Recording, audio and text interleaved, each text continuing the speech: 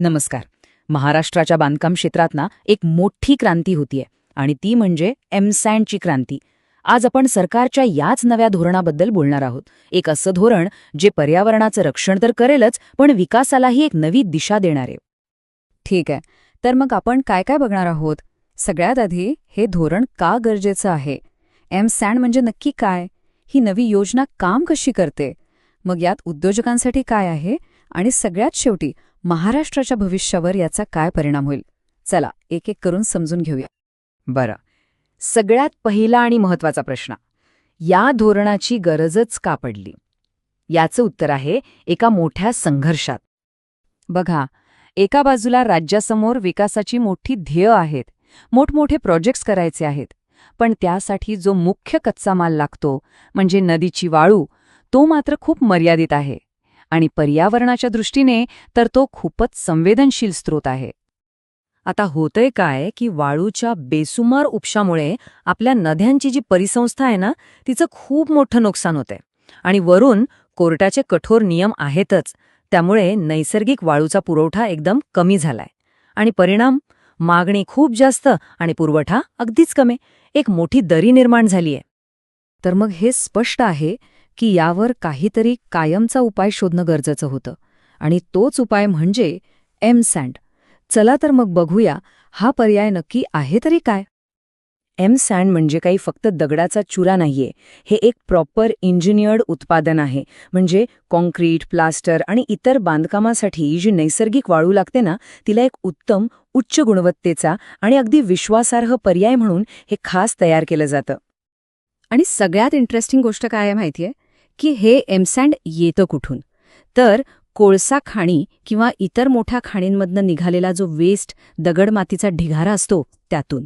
बांधकामातून निघालेले दगड, विहीर खोदताना किंवा जलसंधारणाच्या कामात निघालेले खडक, या सगळ्या टाकाऊ गोष्टींमधून एमसँड बनतं.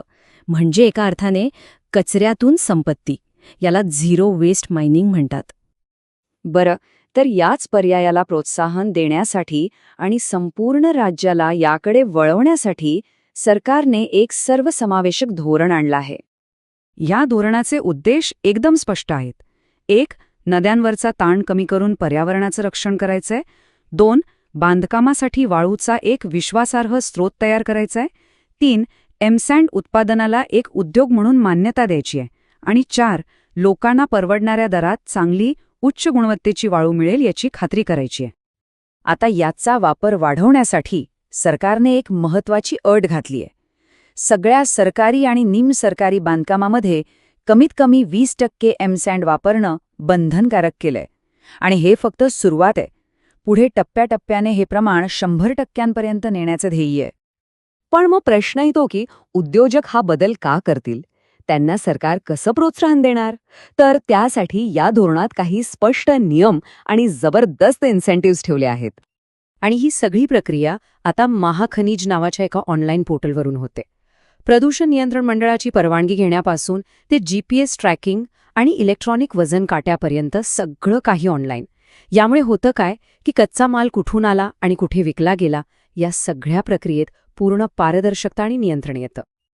आणि आता सगळ्यात महत्त्वाचा मुद्दा, आर्थिक फायदा.